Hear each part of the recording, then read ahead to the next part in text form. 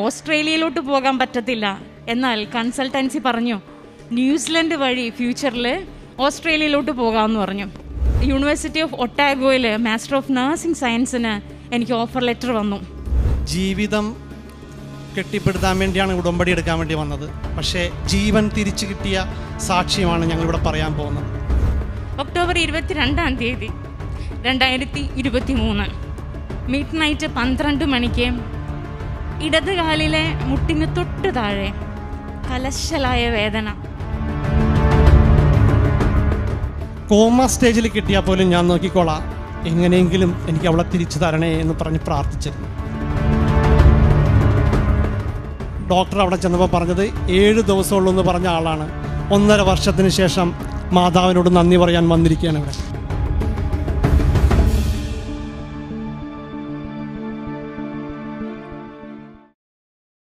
എൻ്റെ പേര് ജിൻസ, husband Sijo.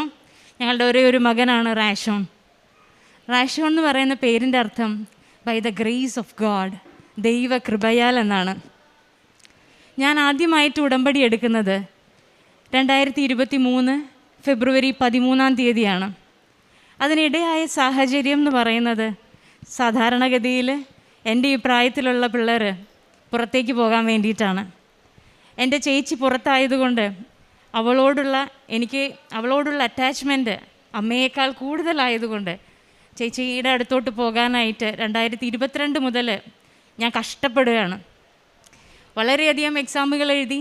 PTE exam, അത് IELTS-ന് തത്തുല്യമായ എക്സാമാണ്. 3-4 തവണ എഴുതി. പല യൂണിവേഴ്സിറ്റീസിലും കൊടുത്തു. ചില യൂണിവേഴ്സിറ്റീസ് അപ്പാടെ തന്നെ റിജക്റ്റ് ചെയ്തു.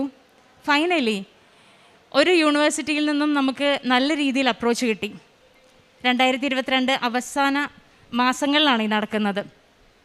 നാട്ടുകാരറിഞ്ഞു, വീട്ടുകാരറിഞ്ഞു, പുറത്തേക്ക് ഇറങ്ങാൻ പറ്റണില്ല.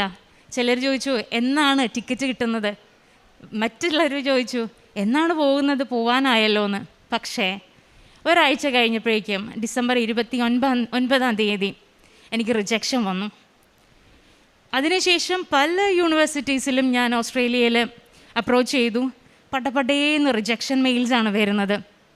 ഞാൻ തകർന്നു, മാനസികമായി തകർന്നു. ഒരു തരത്തിലും എനിക്ക് ആ സാഡ്നെസ്സിൽ നിന്ന് കയറിപ്പോരാൻ പറ്റുന്നില്ല. ഗ്രാജുവലി വീടിൻ്റെ അകത്തെ റൂമിൽ നിന്നും പുറത്തിറങ്ങുന്നില്ല, ഭക്ഷണം കഴിക്കുന്നില്ല, ബ്രഷ് ചെയ്യുന്നില്ല, ആരോടും അറ്റാച്ച്മെൻ്റ് ഇല്ല, കംപ്ലീറ്റ്ലി ഡിപ്രസ്ഡ്. ആ സ്റ്റേജിൽ നിന്നും ഹസ്ബൻഡും ഞങ്ങളെല്ലാവരും കൂടെ ആസ്ട്രോ മെഡ്സിറ്റിയിലെ സൈക്യാട്രിസ്റ്റിനെ കണ്ടു. എൻ്റെ ട്രീറ്റ്മെൻറ്റ് തുടങ്ങി. മാസങ്ങളെടുത്തു. പതിയെ ഗ്രാജുവലി 2023 ഞാൻ സ്റ്റേബിളായി തുടങ്ങി. ആ സമയത്താണ് ഡിപ്രഷൻ, ആ സിറ്റുവേഷനിലാണ് എൻ്റെ ഹസ്ബൻഡിൻ്റെ കസിൻ സിസ്റ്ററായ ലിയ, അവൾ ഹസ്ബൻഡിന് കൃപാസന മാതാവിൻ്റെ വീഡിയോ അയച്ചു കൊടുത്തു. ഹസ്ബൻഡ് അതിനു മുന്നേ ട്രോൾ വീഡിയോസാണ് കണ്ടിട്ടുള്ളത്.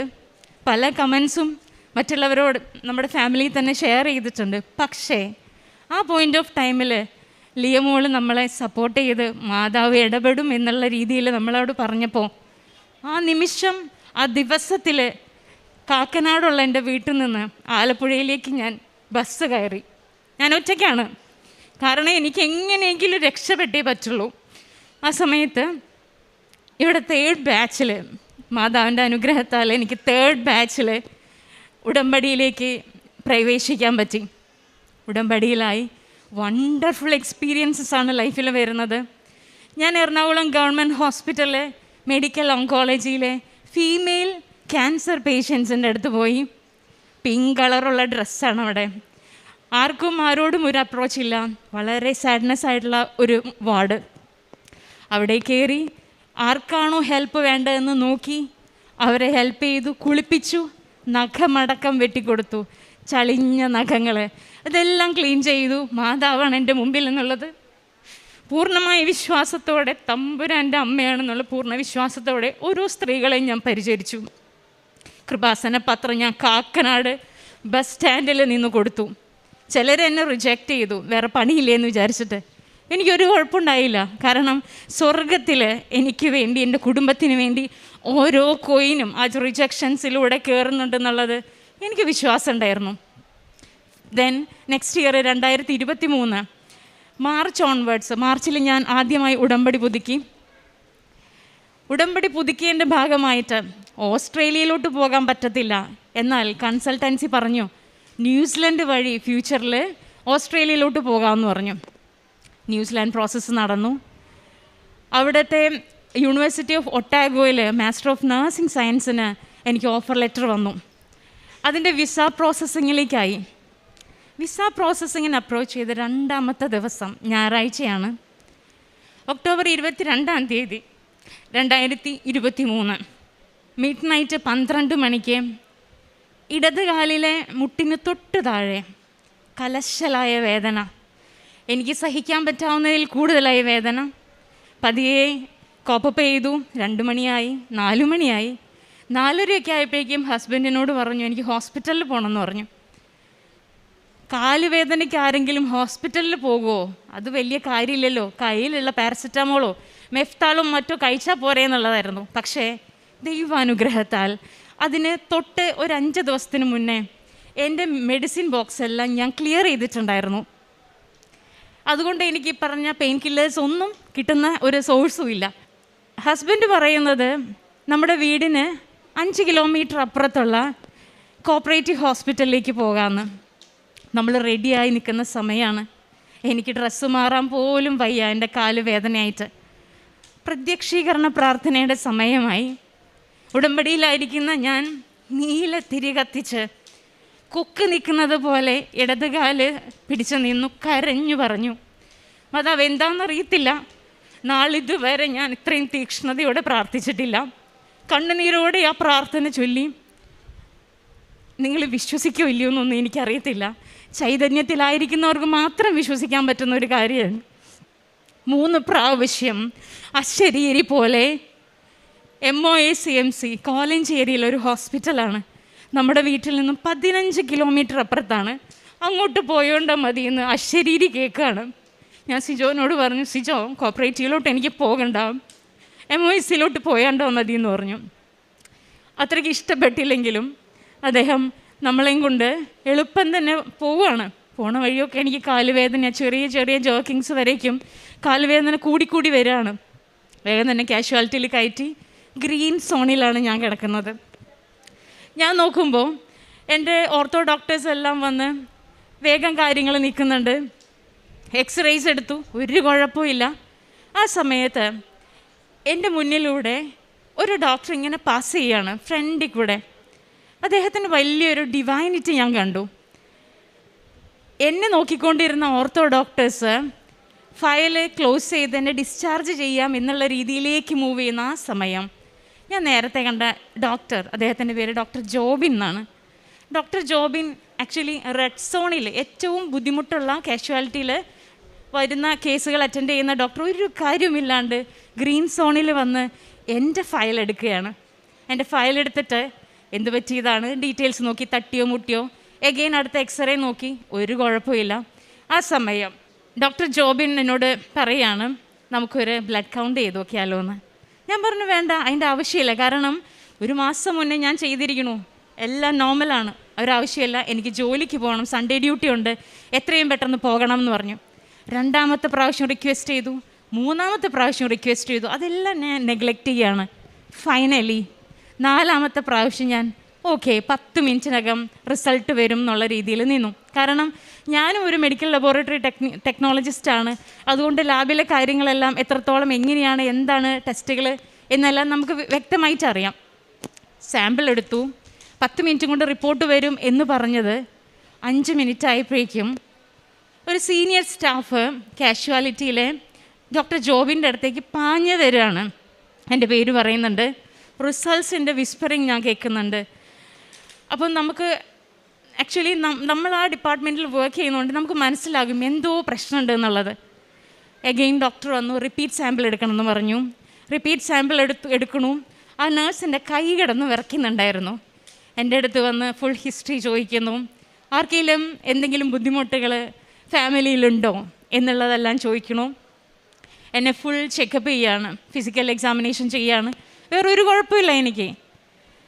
അങ്ങനെ ഇരിക്കെ ഹസ്ബൻഡും മകനും പുറത്ത് വെയിറ്റിംഗ് ആണ്. അകത്ത് റിപ്പീറ്റ് എടുത്തതോ ഈ പാനിക് ആവുന്നതോ ഒന്നും എനിക്കറിയത്തില്ല.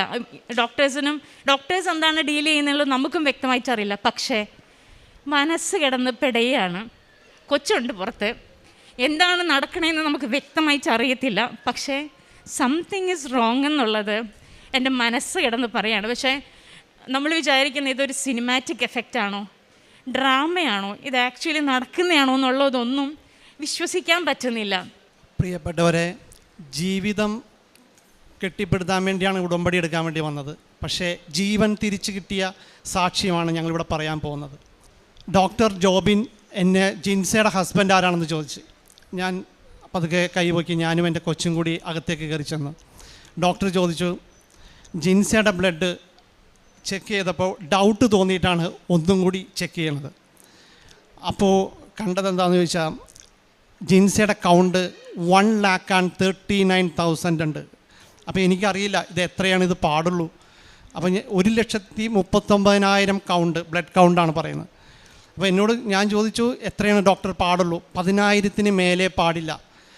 10,000 മേലെ എന്ന് പറയുമ്പോൾ 1,00,000 എന്ന് പറയുമ്പോൾ എത്രയോ ഇരട്ടിയാണെന്ന് മനസ്സിലായി. ഇപ്പോൾ ഞാൻ ചോദിച്ചു, ഡോക്ടറെ അവളുടെ കാല് വലുത് മുറിച്ച് കളയേണ്ടി വരുമോ, അത് വലുതാണോ എന്ന് ചോദിച്ചു.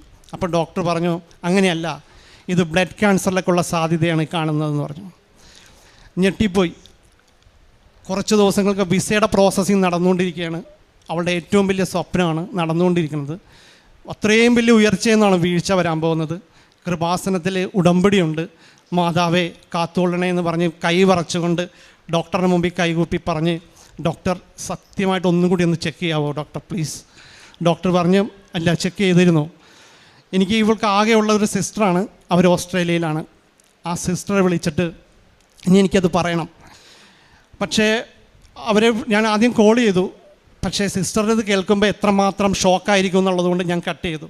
എന്നിട്ട് ഞാൻ ചേട്ടനെ വിളിച്ചു, സിസ്റ്ററിൻ്റെ ഹസ്ബൻഡിനെ.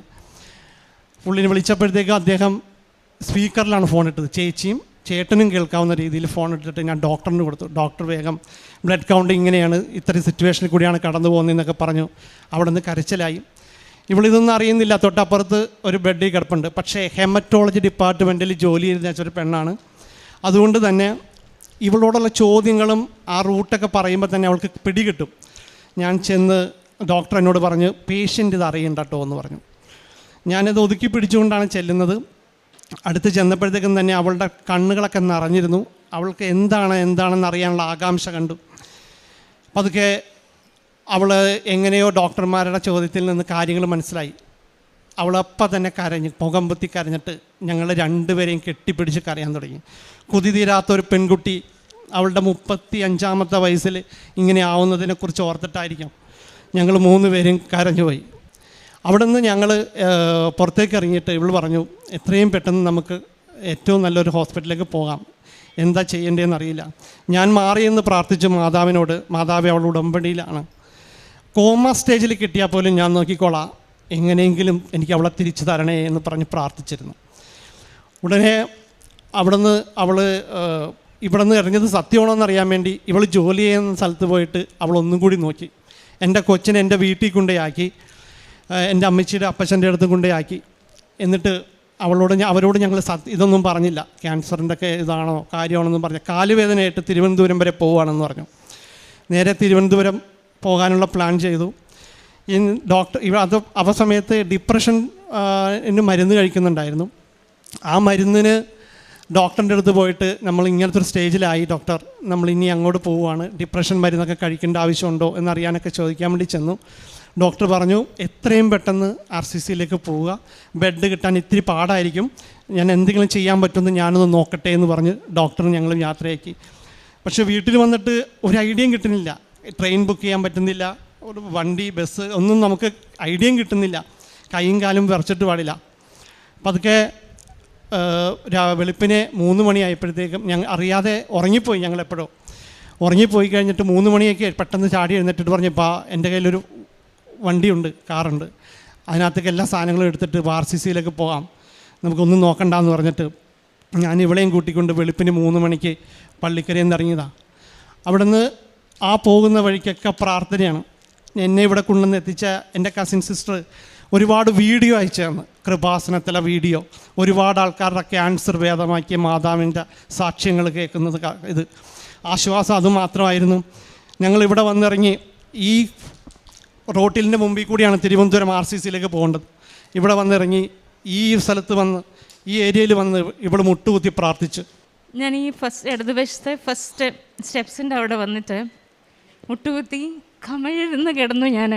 കിടന്നിട്ട് ഞാൻ പറഞ്ഞു, മാതാവേ, എനിക്ക് കൊച്ചുണ്ട്, ഒറ്റ ഒരാളാണ്, ചെറുതാണ്, ഞാൻ പപ്പിയല്ലാണ്ട് വളർന്നുകൊണ്ട് ഇഷ്ടംപോലെ ഇൻസെക്യൂരിറ്റീസ് എൻ്റെ ലൈഫിലുണ്ട്. ആ ഇൻസെക്യൂരിറ്റീസ് അവന് വരാനായിട്ടിടയാകരുത്. ഇതെല്ലാം കഴിഞ്ഞ് തിരിച്ചു വന്ന് ഞാൻ സാക്ഷ്യം പറയുമെന്ന് പറഞ്ഞു. കംപ്ലീറ്റ് ഞാൻ മാതാവിനെ ഏൽപ്പിച്ചിട്ടാണ് ഞാൻ RCCയിലോട്ട് ഇറങ്ങുന്നത്.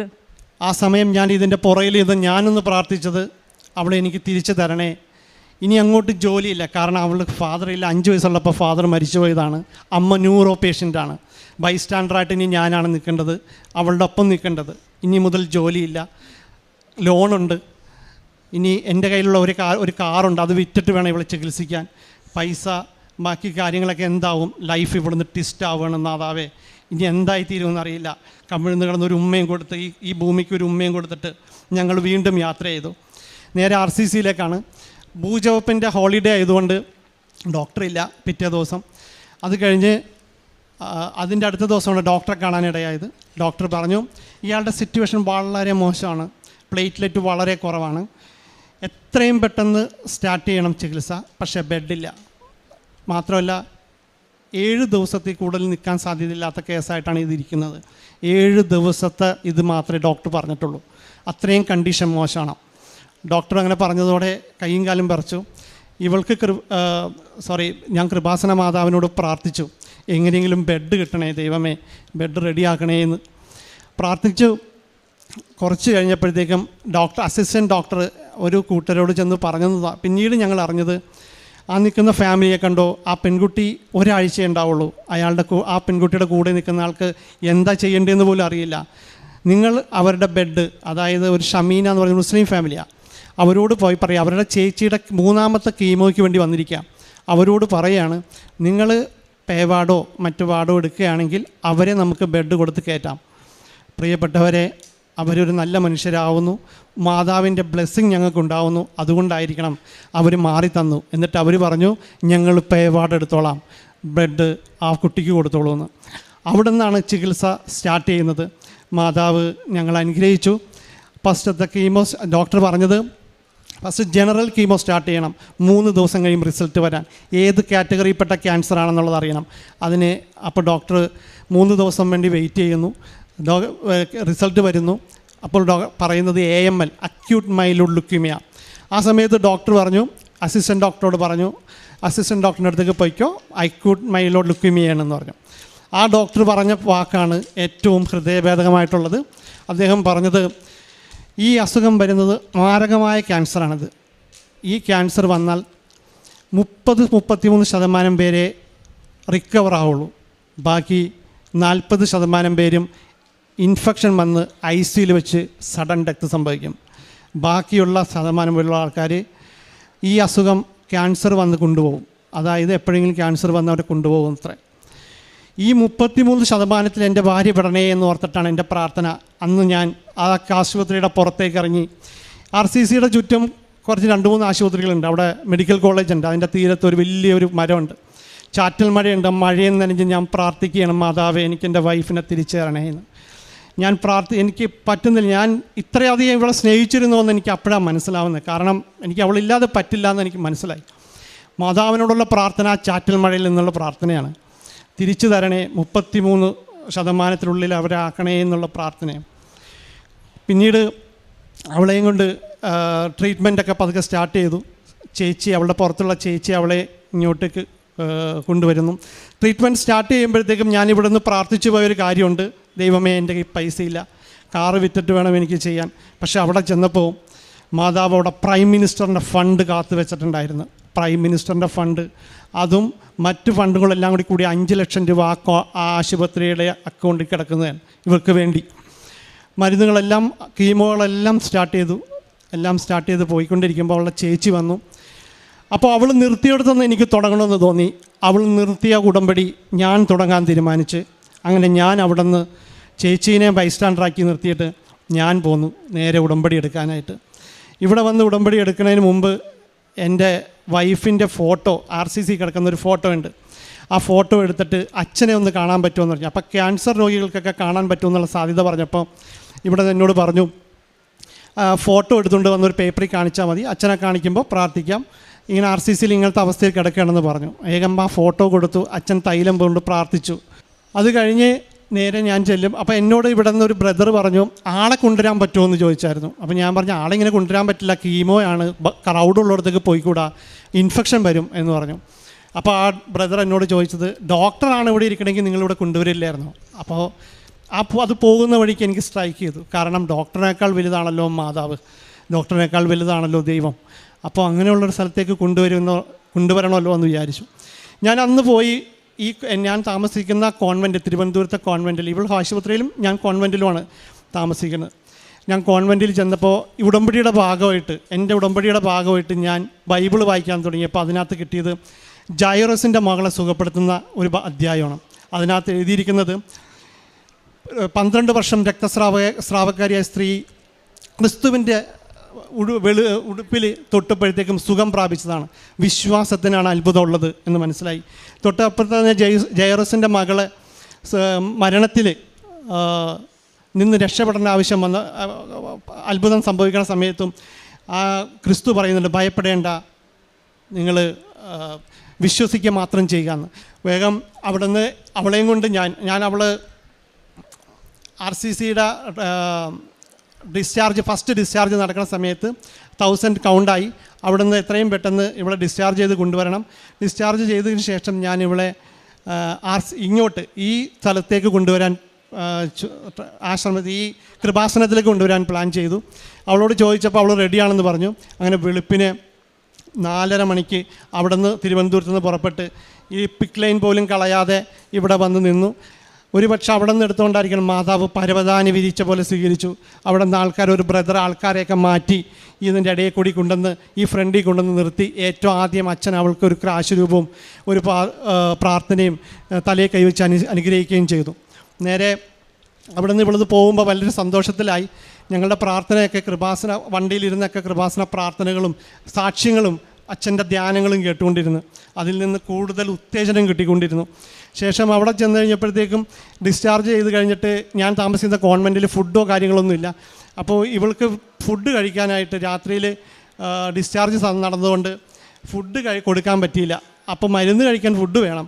അതിനെന്താ ചെയ്യാമെന്ന് പറഞ്ഞ് ഇങ്ങനെ മാതാവിനോട് പ്രാർത്ഥിച്ചിരിക്കുകയും ഞാനൊരു ദിവസം ഞാൻ താമസിക്കുന്ന കോൺവെൻറ്റിൻ്റെ ഓപ്പോസിറ്റ് ഒരു കടയുണ്ട്. കടയോട് കൂടി അവരുടെ വീടും നിൽക്കുന്നത്. അവിടുത്തെ ചേട്ടനെ പോയി കണ്ടിട്ട് ഞാൻ പറഞ്ഞു തിരുവനന്തപുരത്ത് ഏതെങ്കിലും വീട്ടിൽ ചെന്ന് ഒരു നേരത്തെ കഞ്ഞി ചോദിച്ചാൽ ഇവർക്ക് കിട്ടാതിരിക്കില്ലെന്നറിയാം, അതുകൊണ്ട് ആ രാത്രിയിലെ കാര്യം നടത്താൻ വേണ്ടി ചെന്ന് ചോദിച്ചതാണ്. ആ ചേച്ചി വേഗം തന്നെ 1 മണിക്കൂർ സമയം തരണമെന്ന് പറഞ്ഞ് ഞങ്ങൾ 1 മണിക്കൂർ സമയം കൊടുത്തു. നേരെ ഞാൻ ആ സമയത്ത് മാതാവിനോട് ഇനി മുതൽ എങ്ങനെ ഇവൾക്ക് ഫുഡ് കൊടുക്കും, കാരണം ഫുഡുള്ള കോൺവെൻറ്റുകളോ ഫുഡുള്ള സ്ഥലങ്ങളോ ഞങ്ങൾക്ക് കിട്ടുന്നില്ല. അപ്പോൾ എന്ത് ചെയ്യും എന്ന് ആലോചിച്ചിരിക്കുമ്പോൾ മാതാവിനോട് പ്രാർത്ഥിച്ചു. കൃപാസന പ്രാർത്ഥന ചൊല്ലി മറ്റേ പ്രത്യക്ഷീകരണ പ്രാർത്ഥന ചൊല്ലിക്കൊണ്ട് ഞങ്ങൾ വീണ്ടും 1 മണിക്കൂർ കഴിഞ്ഞപ്പോൾ അദ്ദേഹം ഈ ഇത്തയുടെ അടുത്തേക്ക് ചെന്നു. അവരുടെ പേര് സുജന എന്നാണ്. അവരുടെ അടുത്തേക്ക് ചെന്നപ്പോഴത്തേക്ക് അവർ ഞങ്ങളോട് പറയാണ് നിങ്ങൾക്ക് വിശ്വാസമാണെങ്കിൽ ഞങ്ങൾ തരട്ടെ ഫുഡെന്ന്. ഞാൻ അതുവരെയും ഇതെന്ത് ചെയ്യുമെന്ന് പറഞ്ഞിരിക്കുകയാണ്.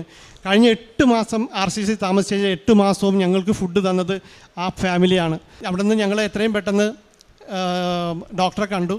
ഡോക്ടർ ഞങ്ങളോട് 4-ാമത്തെ കീമോ എത്തിയപ്പോൾ വെൻറ്റിലേറ്ററിലായി, സീരിയസ് ആയി എന്ന് പറഞ്ഞു. സീരിയസ് ആയി കഴിഞ്ഞപ്പോഴത്തേക്കും 48 മണിക്കൂർ കഴിഞ്ഞാൽ ഡോക്ടറിന് എന്തെങ്കിലും പറയാൻ പറ്റുള്ളൂ എന്ന് പറഞ്ഞു. അവളുടെ ചേച്ചി വീണ്ടും ഉടനെ വന്നു. വീണ്ടും ഞാൻ ഉടമ്പടി വന്ന് ഇവിടെ നിന്ന് പുതുക്കി ഉടമ്പടി തൈലമായിട്ട് ICUയിൽ വെച്ച് അവളെ ഞാൻ വീണ്ടും തൈലം പൂശി അവിടുത്തെ നേഴ്സിൻ്റെ അടുത്ത് കൊടുത്തിട്ട് ഞാൻ പറഞ്ഞു ഇതൊന്ന് അവളുടെ കാലയിലും മേത്തൊക്കെ ഒന്ന് പുരട്ടാവോ സിസ്റ്റർ എന്ന് പറഞ്ഞു. ആ സിസ്റ്റർ അത് പുരട്ടി. അവൾ കുറച്ച് ദിവസങ്ങൾക്കകം തന്നെ റിക്കവറായി. അതിൽ നിന്ന് തിരിച്ചു വന്ന് അവിടുത്തെ സിസ്റ്റർ പറയുന്നത് മിറാക്കിൾ ബേബി എന്നാണ് ഇവളെ, കാരണം അത്രത്തോളം ബുദ്ധിമുട്ടുണ്ടായിരുന്നു. പിന്നീട് അവിടെ വെച്ച് തന്നെ രോഗിലേപനവും കുമ്പസാരവും അവിടെ വെച്ച് തന്നെ നടത്തി. ഇതെല്ലാം നടത്തി കഴിഞ്ഞിട്ട് ഡോക്ടർ അവസാനം പറഞ്ഞു നിങ്ങൾ ട്രാൻസ്പ്ലാന്റ് ചെയ്യണമെന്ന് പറഞ്ഞു. ബോൺ മാരോ ട്രാൻസ്പ്ലാന്റ് അഥവാ മജ്ജ മാറ്റിവെക്കൽ ശസ്ത്രക്രിയയിലേട്ടാണ് നമ്മൾ അടുത്തതായിട്ട് നമ്മളോട് റെഫറൻസ് പറയുന്നത് ഡോക്ടർ. എനിക്ക് ഒരേ ഒരു ചേച്ചി ഉള്ളത് കൊണ്ട് ചേച്ചിയുടെ HLA മാച്ചിങ് ആണോ എന്നുള്ള ടെസ്റ്റാണ് അതിനു വേണ്ടി കൊടുത്തു. ഏകദേശം 15 ദിവസത്തിന് ശേഷമാണ് റിസൾട്ട് വരുന്നത്. ഞങ്ങൾ തമ്മിൽ വലിയ മാച്ചൊന്നുമില്ല, അതായത് ഹാഫ് മാച്ച് പോലുമില്ല, ചെയ്യാൻ പറ്റത്തില്ല. നമ്മൾ ഭയങ്കര സങ്കടത്തിലായി, ഇനി എന്നാ ചെയ്യുന്നുള്ളതായി. നെക്സ്റ്റ് ഓപ്ഷൻ പ്രാർത്ഥിച്ചൊരുങ്ങിയപ്പോൾ മകനാണ്. മകൻ്റെ HLA ടൈപ്പിംഗ് ചെയ്തു. സാധാരണഗതിയിൽ പേരൻസിൻ്റെ തന്നെ ഒരു ജീനും ക്രോമസോംസും എല്ലാം ഉള്ളത് കൊണ്ട് കുഞ്ഞുങ്ങളുടെ ഹാഫ് മാച്ച് ആകും എന്ന് ഡോക്ടർ പറഞ്ഞായിരുന്നു. അതിനാൽ തന്നെ പ്രതീക്ഷയോടെ പ്രാർത്ഥനയോടെ നമ്മൾ റാഷോൻ്റെ HLA ടൈപ്പിംഗ് ചെയ്തു. അന്നത്തെ ദിവസം റിസൾട്ട് വന്നു. കരഞ്ഞു ഞങ്ങൾ, കാരണം മാതാവ് അനുഗ്രഹിച്ചു, ഹാഫ് മാച്ചാണ്. എന്താണെന്ന് വെച്ചാൽ തുള്ളിച്ചാടുന്ന കേസും കരയുന്ന കേസും പറയുമ്പോൾ എൻ്റെ അസുഖം അഗ്രസീവാണ്. അഗ്രസീവ് എന്ന് പറഞ്ഞാൽ വളരെ മോശമാണ്. ക്യാൻസർ സെൽസ് ഇല്ല എന്ന് ഉറപ്പ് വരുത്തി നമ്മൾ ഡിസ്ചാർജ് ചെയ്ത് കഴിഞ്ഞ് എത്രയും പെട്ടെന്ന് ബോൺ മാരോ ട്രാൻസ്പ്ലാന്റിന് കയറണം. കാരണം അസുഖം പുറകെ ഉണ്ട്. പ്രീ ടെസ്റ്റുകൾ ഇഷ്ടം പോലെയുണ്ട്. CMCയിലാണ് ഞങ്ങൾ, CMC ക്രിസ്ത്യൻ മെഡിക്കൽ കോളേജ് വെല്ലൂരിലാണ് ട്രാൻസ്പ്ലാന്റിന് വേണ്ടി റെഫർ ആയത്. 3 ആഴ്ചയോളം നീളുന്ന പ്രീ ടെസ്റ്റുകൾ, ഓരോ ഡിപ്പാർട്ട്മെൻറ്റിൽ നിന്നും നമുക്ക് ക്ലിയറൻസ് കിട്ടണം.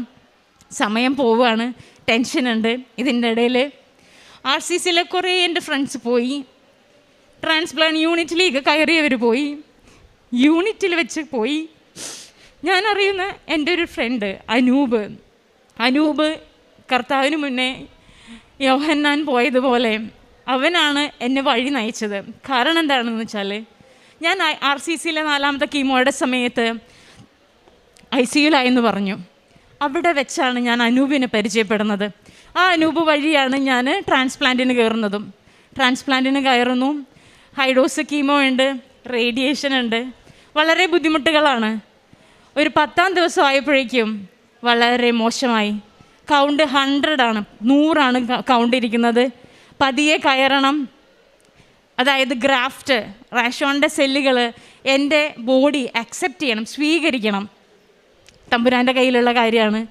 മാതാവിനെ വിട്ടുകൊടുത്തേക്കാണ് എല്ലാതും. പുറത്ത് നിന്ന് ജപമാല, കസിൻസ് എല്ലാം അഖണ്ഡ ജപമാല ചൊല്ലാണ് എനിക്ക് വേണ്ടിയിട്ട്.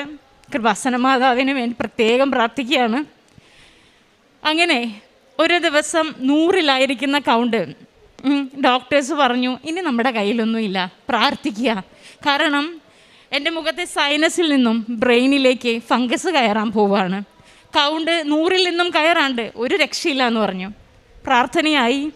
കുടുംബം മൊത്തം 91-ാം സങ്കീർത്തനം മുട്ടുമേ നിന്ന് റാഷോണടക്കം 91 പ്രാവശ്യമാണ് ചൊല്ലിയത്. 5 മണിക്കൂറിന് ശേഷം ഡോക്ടേഴ്സ് വന്നു. കൺഗ്രാജുലേഷൻസ് ജിൻസ എന്ന് പറഞ്ഞു. കൗണ്ട് കൂടി. Praise the Lord. കൗണ്ട് കൂടി 100-ൽ നിന്നും 400 ആയിരിക്കുന്നു. നിങ്ങൾ ആലോചിച്ച് നോക്കിയേ, നമ്മളെ കൊണ്ട് കൂട്ടിയാൽ കൂടുന്ന കാര്യമല്ല. പ്രാർത്ഥിച്ച് മാത്രം കൗണ്ട് കൂടിയിട്ടുള്ളതാണ്. അവിടുത്തെ ഡോക്ടേഴ്സ് അടക്കം പറഞ്ഞു വലിയ അനുഗ്രഹമാണെന്നുള്ളത്. തുടർന്ന് ഒരു 1.5 മാസത്തോളം ഹോസ്പിറ്റലൈസേഷൻ കഴിഞ്ഞ് ഞാൻ ഡിസ്ചാർജായി. ഇതിൻ്റെ ഇടയിൽ പല ഇൻഫെക്ഷൻസും വരുന്നുണ്ട്. 3 മാസത്തോളം 4 പ്രാവശ്യമായി ഞാൻ ഹോസ്പിറ്റലൈസ്ഡായി. പക്ഷേ മാതാവമ്മ പൊന്നുപോലെ എന്നെ കാത്തു. കാപ്പയാൻ കീഴിൽ പൊതിഞ്ഞ് സംരക്ഷിച്ചു. പല രീതിയിലുള്ള ഇൻഫെക്ഷൻസ് വന്നപ്പോൾ നമ്മൾ വിശ്വാസം കൈവിടുന്നില്ല. കാരണം ചില സമയത്ത് പരീക്ഷണങ്ങൾ വരുമ്പോൾ നമ്മൾ തകർന്നു പോവും. പക്ഷേ ഈ സഹനങ്ങൾ 35 വയസ്സ് വരെ ഞാൻ ജീവിച്ച ജീവിതത്തിന് വേണ്ടിയിട്ടുള്ളതല്ല എന്നെനിക്ക് തിരിച്ചറിവായി. 1.5 വർഷം കൊണ്ട് ഞാൻ റിഫൈനായി, എൻ്റെ കുടുംബം റിഫൈനായി. തമ്പുരാന് നന്ദി മാത്രമേ ഉള്ളൂ. മാതാവമ്മയോട് അകമഴിഞ്ഞ നന്ദി മാത്രമേ ഉള്ളൂ. പിന്നീട് ഞങ്ങൾക്ക് നാട്ടിലേക്ക് വരാൻ വേണ്ടിയിട്ട് ഡോക്ടേഴ്സ് പറഞ്ഞു, ഇനി പോയിക്കോളൂ, ഓൾ ഗുഡാണ്, ഓക്കെയാണ്, ക്യാൻസർ സെൽസ് ഒന്നുമില്ല, നാട്ടിലേക്ക് പോകാം. തമ്പുരാനെ മഹത്വപ്പെടുത്തിക്കൊണ്ട് തന്നെയാണ് നമ്മളിരിക്കുന്നത്. പക്ഷേ ക്രൗഡിലേക്ക് പോകരുത്. അപ്പം നിങ്ങൾ വിചാരിക്കും ഈ ഫ്രണ്ടിലുള്ള ക്രൗഡല്ലേ എന്ന്. ഇത് ഞങ്ങൾക്ക് പ്രശ്നമല്ല. കാരണം മാതാവമ്മയുടെ അടുത്ത് വന്നിട്ടുള്ളതാണ് ഞങ്ങൾ നന്ദി പറയാനായിട്ട്. മാതാവമ്മ ഞങ്ങളെ പൊന്നു പോലെ നോക്കും, ഉറപ്പാണ്. അതനുസരിച്ച് വീട്ടിലേക്ക് എനിക്ക് പോകാൻ പറ്റത്തില്ല. നാട്ടുകാർ വരും, വീട്ടുകാർ വരും.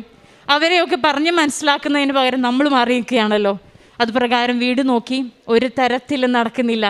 പല വീടുകളും ഇഷ്ടപ്പെട്ടു, എഗ്രിമെൻറ്റിന് കൊടുത്തു. അപ്പോഴും അതെല്ലാം കൈമാറിപ്പോവുകയാണ്. ലാസ്റ്റ് എന്നെ പഠിപ്പിച്ചൊരു സിസ്റ്റർ, ST സിസ്റ്ററാണ്, സിസ്റ്റേഴ്സ് ഓഫ് ഡെസ്റ്റിറ്റ്യൂഡ്. അവിടുത്തെ മദർ ഹൗസിൽ ചുറ്റും മരങ്ങളുള്ള, നടക്കാൻ സൗകര്യമുള്ള, തണലുള്ള, തണുപ്പുള്ള ഒരു സ്ഥലത്തേക്ക് ഞങ്ങൾക്ക് താമസം മാറ്റാൻ പറ്റി. പൈസയൊന്നുമില്ല, ആസ് ഓഫ് നോ പൈസയൊന്നുമില്ല, സമാധാനത്തോടു കൂടെ ഇരിക്കുക എന്നുള്ളതാണ്. ഇതേ കേസ് തന്നെ RCCയിലായിരുന്നപ്പോൾ നമുക്ക് കിട്ടിയിട്ടുള്ളതാണ്. ഞങ്ങൾക്ക് താമസിക്കാൻ അവിടെ ഒരു സൗകര്യമില്ലാതിരുന്നൊരു സമയത്ത്, രണ്ടാമത്തെ കീമോ കഴിഞ്ഞ സമയത്ത് വളരെ ബുദ്ധിമുട്ടുകൾ, കോൺവെൻറ്റ് റൂമിൽ അടച്ചിരിക്കുമ്പോൾ കിട്ടുന്ന ഒരു ഫ്രസ്ട്രേഷനുണ്ട്. ഹോസ്പിറ്റൽ അതേ എൻവയോൺമെൻറ്റ് നമുക്ക് തോന്നും. ആ സമയത്തും ഞങ്ങൾ വീട് നോക്കിയപ്പോൾ എൻ്റെ ബ്രദർ ഇൻ ലോയുടെ ഫ്രണ്ട്, അദ്ദേഹവും നമ്മുടെ കിംസ് ഹോസ്പിറ്റലിൻ്റെ അടുത്ത് മരങ്ങളുള്ള, തണലുള്ള ഒരു വീട് എഗ്രിമെൻറ്റോ പൈസയൊന്നും കൊടുക്കാണ്ട് വളരെ സോഫ്റ്റ് ആൻഡ് ജെൻറ്റിലായിട്ട് നമുക്ക് കൈമാറിയതാണ്. നിങ്ങൾ ആലോചിച്ച് നോക്കിയേ, നാളെ ഇതുവരെ കിട്ടിയ ഞങ്ങളുടെ അനുഗ്രഹത്തിന് ഇനിയും ഞങ്ങൾക്ക് പറയാനുണ്ട്, ഒരുപാട് പറയാനുണ്ട്. പോരാത്തതിന് നാട്ടിൽ വന്നു കഴിഞ്ഞപ്പോൾ എനിക്ക് വേറൊരു പോയിൻ്റ് വിട്ടുപോയത് ഫണ്ടായിരുന്നു. CMCയിലെ പൈസ എന്ന് പറയുന്നത് ജസ്റ്റ് ട്രാൻസ്പ്ലാന്റിന് വേണ്ടി മാത്രം നമ്മൾ ഫിക്സ്ഡ് കൊടുക്കുന്നത് 25 ലക്ഷം രൂപയാണ്. നമ്മളെ കൊണ്ട് കൂട്ടിയാൽ കൂടത്തില്ല. 50 ലക്ഷം രൂപ പിരിക്കണം. അതിനായിട്ട് ടെൻഷനോടുകൂടെ CMCയിലെ ഫസ്റ്റ് വിസിറ്റ് കഴിഞ്ഞ് നാട്ടിലെത്തിയപ്പോൾ ആ സമയം എനിക്ക് ബ്രസ്റ്റിലൊരു പെയിൻ വന്നു. കൂനിന്മേൽ കുരു എന്ന് പറഞ്ഞ പോലെ കാര്യങ്ങൾ മാറുകയാണ്. വേഗം തന്നെ ഹസ്ബൻഡിനോട് ഡിസ്കസ് ചെയ്ത് എഗെയിൻ ആസ്റ്ററിലേക്ക് പോയി മെഡിക്കൽ ഓങ്കോളജിനെ കണ്ടു. അവിടെ എന്തോ ഉണ്ട്, ചെറുതാണ്, നിങ്ങൾക്ക് എങ്ങനെ മനസ്സിലായി എന്ന് ചോദിച്ചപ്പം മാതാവ് നമ്മളോട് പറഞ്ഞേക്കുന്നതാണ്. ഡോക്ടർ പറഞ്ഞു ട്രാൻസ്പ്ലാന്റ് ആദ്യം നടക്കട്ടെ, കാരണം ജീവനാണ് ആദ്യം മുഖ്യം. അതിനുശേഷമാണ് ഈ ബ്രസ്റ്റിലുള്ള കുഞ്ഞ്, വളരെ മില്ലിമീറ്റേഴ്സ് മാത്രം സൈസുള്ള ബിനൈനായിട്ടുള്ള, പ്രശ്നക്കാരനല്ലാത്തതോ ഒരു പ്രശ്നം ഉണ്ടാവത്തില്ല, ആ സംഭവം നോക്കാം, 6 മാസത്തിന് ശേഷം നോക്കാമെന്ന് പറഞ്ഞു. ഇപ്പോൾ അത് വിട്ടേക്കാൻ പറഞ്ഞു. ആ റിപ്പോർട്ടായിട്ട് ഞാൻ ആസ്റ്റർ മെഡ്സിറ്റിയിൽ ഡോക്ടറിൻ്റെ ഫ്രണ്ടിലിരിക്കുമ്പോൾ ഇനിയിപ്പോൾ എന്ത് നോക്കാനാണ്, കാരണം ജീവിതം കൈവിട്ടു പോവുകയാണ്, ഒന്നിന്മേൽ ഒന്നായിട്ട് കയറി വരികയാണ്. ഞാൻ ആ റിപ്പോർട്ട് വെച്ചിട്ട് വാട്സാപ്പിൽ ഒരു സ്റ്റാറ്റസ് ഇട്ടു, എൻ്റെ ഫോട്ടോ അടക്കമുള്ളത്. I need some help, assistance വേണം, ഫൈനാൻഷ്യലി ഭയങ്കര ക്രൈസിസിലാണെന്നുള്ളത്. നാട്ടുകാരും വീട്ടുകാരും അറിഞ്ഞു. ഭാഗ്യമെന്ന് പറയട്ടെ, കൃപാസന മാതാവ് ഞങ്ങൾക്ക് വേണ്ടി എൻ്റെ കസിൻ ബ്രദറായ ജെയിംസിന് ഒരുക്കിയിട്ടുണ്ടായിരുന്നു. ജെയിംസ് വഴി വളരെ എളുപ്പം തന്നെ കമ്മിറ്റി രൂപീകരിച്ചു. നാനാജാതി മതസ്ഥർ, ഹിന്ദുവെന്നോ മുസ്ലിമെന്നോ എല്ലാവരും ഉണ്ട്, MLA അടക്കം. വളരെ ഫാസ്റ്റായിട്ട് കാര്യങ്ങൾ മൂവ് ചെയ്തു. എനിക്ക് 50 ലക്ഷം റീച്ച് ചെയ്തത് വെറും 2 ദിവസം കൊണ്ടാണ്. 2 ദിവസം കൊണ്ട് എൻ്റെ അക്കൗണ്ട് ഫ്രീസായി. ഞാൻ ഇതുവരെ കേട്ടിട്ടില്ല എൻ്റെ ലൈഫിൽ. എൻ്റെ ഫ്രണ്ട്സ് ഇപ്പോഴും ഫണ്ട് റൈസിങ് നിൽക്കുന്നുണ്ട്. 20 ലക്ഷം പോലും അവർക്ക് ഒത്തിട്ടില്ല. ആ പൈസയും കൊണ്ടാണ് നമ്മൾ ട്രാൻസ്പ്ലാന്റിന് പോകുന്നത്. ട്രാൻസ്പ്ലാന്റ് കഴിഞ്ഞു, തിരിച്ചു വന്നു, നാട്ടിലെത്തി. അതിൻ്റെ കാര്യങ്ങൾ ഞാൻ നേരത്തെ പറഞ്ഞിരുന്നു. നാട്ടിലെത്തി സമാധാനത്തോടുകൂടെ ആ ഒരു മദർ ഹൗസിൽ അടുത്ത് തന്നെ പള്ളിയുണ്ട്. ഞാൻ ഒരുപാട് ആഗ്രഹിച്ചതാണ്. പള്ളിയുണ്ട്, വിശുദ്ധ കുർബാനയ്ക്ക് പോവും, തിരിച്ചു വരും. ആ വിശുദ്ധ കുർബാനയിൽ ഉൾപ്പെട്ടപ്പോൾ ഞാൻ ദിവ്യകാരുണ്യം സ്വീകരിച്ച് തിരിച്ചു വന്ന സമയം മുല്ലപ്പൂ മണം 5 സെക്കൻഡ് അല്ല, 1 മിനിറ്റാണ്. വളരെ മാതാവിൻ്റെ പ്രസൻസ് ഫീൽ ചെയ്ത സമയമാണ്. മാതാവ് എൻ്റെ ഒപ്പമുണ്ടെന്നുള്ളത്. കാരണം ആ സമയത്ത് 15 വർഷം മുന്നേ വന്ന എൻ്റെ ചിക്കൻ ബോക്സ് ഇമ്മ്യൂണിറ്റി ഇല്ലാത്തത് കൊണ്ട് തിരിച്ചു വന്നേക്കാണ്. നിങ്ങൾക്ക് കാണാം, ഇതിപ്പോൾ എല്ലാം സെറ്റിലായിട്ടുള്ളതാണ്. കംപ്ലീറ്റ് വ്രണം പോലെയായിരുന്നു. ആസ്റ്ററിൽ പോയി 1.5 മാസം ആസ്റ്റർ ഹോസ്പിറ്റലിൽ കംപ്ലീറ്റ് 7 ദിവസത്തിൽ 4 ദിവസം ഹോസ്പിറ്റലായിരുന്നു. ആ സമയത്താണ് എനിക്ക് മാതാവിൻ്റെ പ്രസൻസ് മുല്ലപ്പൂമണായിട്ട് കിട്ടിയത്. ഈ ഹെർപ്പസ് സോസ്റ്റർ എന്ന് പറയുന്ന ഈ ഇൻഫെക്ഷൻ ഇമ്മ്യൂണിറ്റി ഇല്ലാത്തവർക്ക് നെർവും കൂടെ ഇൻവോൾവ് ചെയ്യും. നെർവ് ഇൻവോൾവ് ചെയ്യുന്ന സാധാരണഗതിയിലുള്ള പെയിൻ അല്ല. C6 ആണ് എനിക്ക് ഇൻവോൾവ് ചെയ്തത്. അത് പ്രകാരം വലതു ഭാഗത്തെ നെക്ക്, ഷോൾഡർ, ചെസ്റ്റ്, കയ്യ് ഇത്രയും ഭാഗം അഫക്റ്റ് ചെയ്യും. മരണവേദനയാണ്. 1.5 മിനിറ്റേ ഉള്ളൂ. പക്ഷേ ഇതുവരെ സഹിച്ച എനിക്ക്, കീമോയും റേഡിയേഷനും എല്ലാം സഹിച്ച എനിക്ക് ആ വേദന താങ്ങാൻ പറ്റുന്നുണ്ടായിരുന്നില്ല. പ്രസവ വേദനയേക്കാൾ വലിയ വേദന. ഒരു ദിവസം 2 പ്രാവശ്യം മുതൽ 5 പ്രാവശ്യം വരെ വേദന വരും. രാത്രിയെന്നോ പകലെന്നോ ഇല്ല. ഈ സമയത്തെല്ലാം നമ്മൾ മാതാവിനെ തന്നെ പിടിച്ചുകൊണ്ടിരിക്കുകയാണ്. ഒരു രീതിയിലും വിശ്വാസം കൈവിടില്ല എന്നുള്ള അസാധ്യമായ വിശ്വാസത്തിൽ തന്നെ സാത്താൻ പല രീതികളെടുക്കും. ജോബിനെ പരീക്ഷിച്ച പോലെ പല രീതികളും വരും എന്നുള്ള എനിക്ക് ഉറപ്പാണ്. നമ്മൾ വിശ്വാസം കൈവിട്ടില്ല. അങ്ങനെ ഒരു ദിവസം വെളുപ്പിന് 2:30 മണിക്ക് പെയിനാണ്. അവിടെ ആർത്തലച്ച് കരയാണ്. കോൺവെൻറ്റിലെ സിസ്റ്റേഴ്സ് ഇടയ്ക്കിടയ്ക്ക് വന്ന് നോക്കും എന്താണെന്നുള്ളത്. എനിക്ക് വേണ്ടി അവർ പ്രത്യേകം പ്രാർത്ഥിക്കുന്നുണ്ട്. 2:30 മണിക്ക് വന്ന വേദനയ്ക്ക് സിജോ ഓടി വന്നു. സിജോനെ കണ്ടു നിൽക്കാനേ പറ്റത്തുള്ളൂ. ആ 1.5 മിനിറ്റ് ഹൃദയവേദനയോടെ നിൽക്കണം. ആ സമയത്ത് ഞാൻ RCCന്ന് വിശ്വാസം മൂലം ആദ്യ കീമോ കഴിഞ്ഞ് വന്ന ഈ കാശ് രൂപം സിജോ പേഴ്സിൽ നിന്നെടുത്തു, എൻ്റെ കയ്യിലോട്ട് വെച്ചു. വണ്ടർഫുൾ എക്സ്പീരിയൻസ് ആയിരുന്നു. ഓൾ ഓഫ് എ സഡൻ ആ പെയിൻ നിന്നു. പെയിനില്ല, ഒട്ടും പെയിനില്ല. അഗെയിൻ 2 hours ലേറ്റർ എനിക്ക് വീണ്ടും പെയിൻ വന്നു. അതേ പ്രവൃത്തി, ഇതേ കാശ് രൂപം വിശ്വാസത്തോടെ വിശ്വാസ പ്രമാണം ചൊല്ലി കയ്യിൽ വെച്ചു. നാളിതുവരെ തമ്പുരാനെ നന്ദി, നാളിതുവരെ എനിക്ക് ആ പെയിൻ വന്നിട്ടില്ല. ഡോക്ടർ 6 മാസം വരെ ഉണ്ടാകും എന്ന് പറഞ്ഞ നർവ് പെയിൻ മാതാവ് വിടുതലാക്കി. ഈശോയെ നന്ദി, മാതാവെ ഒരുപാട് നന്ദി. നിങ്ങൾക്കറിയാമോ, ഈ ക്രൗഡും കാര്യങ്ങളൊക്കെ എനിക്ക് ബുദ്ധിമുട്ടാണ്. എൻ്റെ റീസെൻ്റ്ലി കഴിഞ്ഞ ആഴ്ചയായിരുന്നു എൻ്റെ ബോൺ മാരോ ചെക്ക് ചെയ്തിട്ടുണ്ടായിരുന്നത്. അതൊരു പ്രോട്ടോക്കോളാണ്. ക്യാൻസർ സെൽസ് എൻ്റെ ബോൺ മാരോയിലില്ല. എൻ്റെ മകൻ്റെ സെല്ലുകളും ബ്ലഡുമാണ് എൻ്റെ ശരീരത്തിലുള്ളത്. ഓർത്ത് നോക്കുക, ദൈവകൃപയാൽ എന്ന് പറയുന്ന ഈ പേര് അക്ഷരം പ്രതി ഞങ്ങളുടെ ലൈഫിൽ മാതാവമ്മ കൊണ്ടു തന്ന വലിയ അനുഗ്രഹമാണ്. നാളിതുവരെ തന്ന സങ്കടങ്ങൾക്കും സന്തോഷങ്ങൾക്കും എല്ലാത്തിനും കൃപാസന മാതാവെ ഒരുപാട് നന്ദി. ഈശോപ്പച്ച ഒരുപാട് നന്ദി. ഞങ്ങൾ ഈവൻ വയ്യാത്ത സമയത്തായിരുന്നിട്ടും കൂടെ ഞാൻ പത്രം കൊണ്ടേ കൊടുക്കുമായിരുന്നു. ഞാൻ അത്രയും നാളിതുവരെ 2 പ്രാവശ്യം, 1 പ്രാവശ്യം പുതുക്കിയ സമയത്ത് പോലും ഇത്ര തീക്ഷ്ണത ഉണ്ടായിരുന്നില്ല. പക്ഷേ ഈ ക്യാൻസർ ജേർണി കഴിഞ്ഞ് വന്നപ്പോൾ പത്രം കൊടുക്കുക എന്ന് പറഞ്ഞാൽ ഒരു ഹരമാണ്. അവിടെ കുത്തിയിരുന്ന് കഥ പറഞ്ഞ് ഈ ഫുൾ സ്റ്റോറി പറഞ്ഞിട്ടാണ് കൊടുക്കുന്നത്. സമയമെടുക്കും, കാരണം എനിക്ക് വയ്യ, അത്ര സുഖമല്ല, ഹെൽത്ത് ഇനിയും സ്ട്രോങ് ആവാനുണ്ട്. നിങ്ങൾ നോക്കി, മുടിയൊക്കെ വളർന്നു, എന്നെ കണ്ടാൽ പറയത്തില്ല ബ്ലഡ് ക്യാൻസർ പേഷ്യൻ്റ് ആയിരുന്നു എന്നുള്ളത്. ഞാൻ 2-3 ഫോട്ടോസും കൂടെ കാണിക്കുകയാണ്.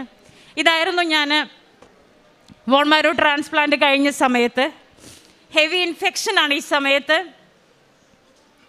കൗണ്ട് കുറഞ്ഞിരുന്ന സമയമാണ് ഈ ഫോട്ടോ. അതിനുശേഷം